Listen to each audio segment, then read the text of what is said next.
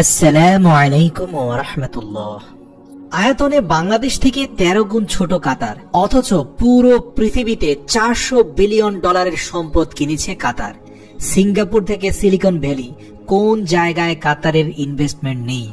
London শহরে ইংল্যান্ডের রানীর চেয়েও বেশি সম্পদ আছে কাতার ইনভেস্টমেন্ট অথরিটির।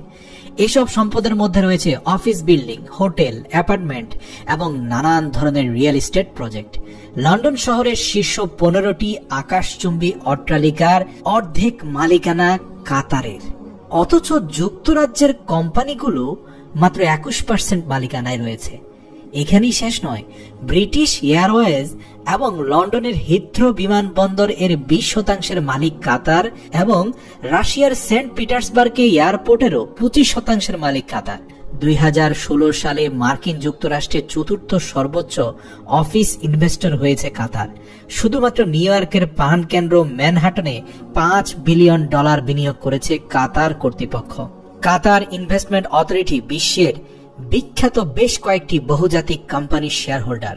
এর মধ্যে শেল, উবার, টিফানি, এমনকি রাশিয়ার তেল কোম্পানি রসনেফটের মধ্যেও আছে কাতারের শেয়ার। আপনি জেনে অবাক হবেন, কাতার একাই ইতালির সবচেয়ে লাক্সারিয়ান ব্র্যান্ড ভ্যালেন্টিনো কিনে নিয়েছে। এরপর 2011 সালে তারা কিনে ফ্রান্সের বিখ্যাত football club Paris Saint German, যেটাকে আমরা সংক্ষেপে পিএসজি বলি, যেখানে বর্তমানে বিশ্বের সবচেয়ে জনপ্রিয় ফুটবল তারকা মেসিও খেলছেন। এখন প্রশ্ন হচ্ছে, কিভাবে কাতার এতটা উন্নত এবং পৃথিবীর সবচেয়ে ধনী রাষ্ট্র হলো? আপনি জেনে অবাক হবেন, কাতারের আয়তন মাত্র 11,500 বর্গ কিলোমিটার। আয়তনের বিচারে বাংলাদেশ কাতারের চেয়ে 13 গুণ বড় হলেও কাতারের জনসংখ্যা কিন্তু আরো অনেক কম, মাত্র 3 লক্ষ, অথচ বসবাস করছে 30 লাখেরও বেশি মানুষ। 3 লক্ষ বাদে বাকি সব মানুষ কিন্তু প্রবাসী। ইতিহাস ঘাটলে জানতে পারি যে কাতার ব্রিটিশদের শাসনামলে সবচেয়ে দরিদ্র এবং বসবাসের অনুপযোগী একটা রাষ্ট্র ছিল, কারণ গরমকালে এখানে 50 ডিগ্রি তাপমাত্রা উঠে যেত। তাই ব্রিটিশরা সবসময় এই দেশটাকে অবহেলা করত।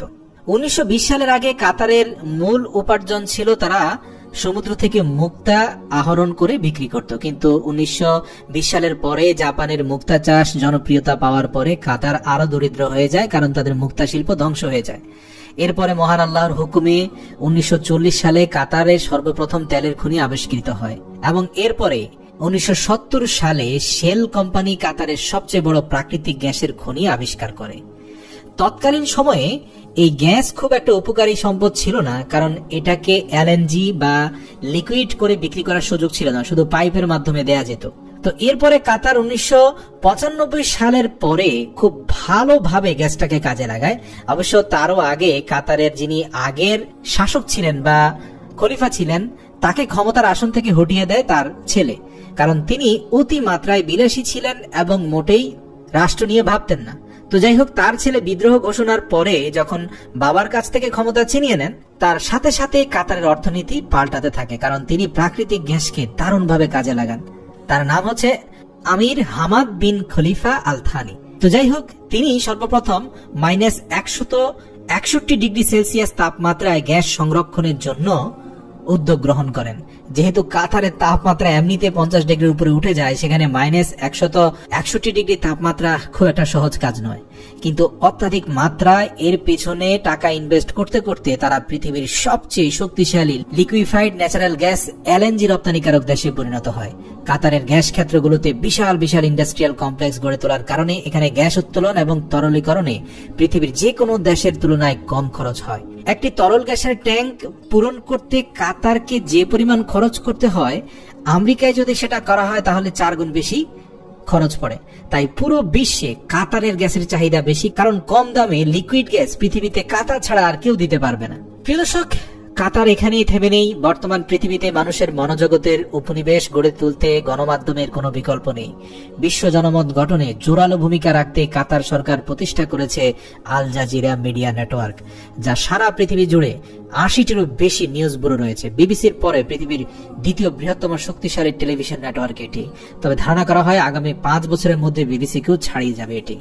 এছাড়াও 2003 সালে সৌদি আরব থেকে আমেরিকান সৈন্য প্রত্যাহার করার সাথে সাথে কাতার আমেরিকাকে দাওয়াত দিয়ে নিজের দেশের মধ্যে 11,000 আমেরিকান সেনা থাকার 2টি ঘাঁটি তৈরি করে দিয়েছে, যা বর্তমান পৃথিবীর সবচেয়ে আধুনিক।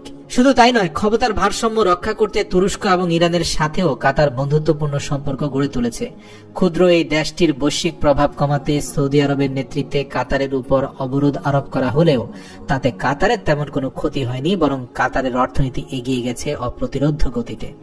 এদিকে কাতারের রাজ পরিবার তাদের ভবিষ্যৎ সুরক্ষিত করতে বিভিন্ন ক্ষেত্রে বিনিয়োগ বাড়িয়ে চলেছে। অন্যদিকে সৌদি শাসক গোষ্ঠী বিনিয়োগের চেয়ে বিলাসিতায় বেশি আগ্রহী।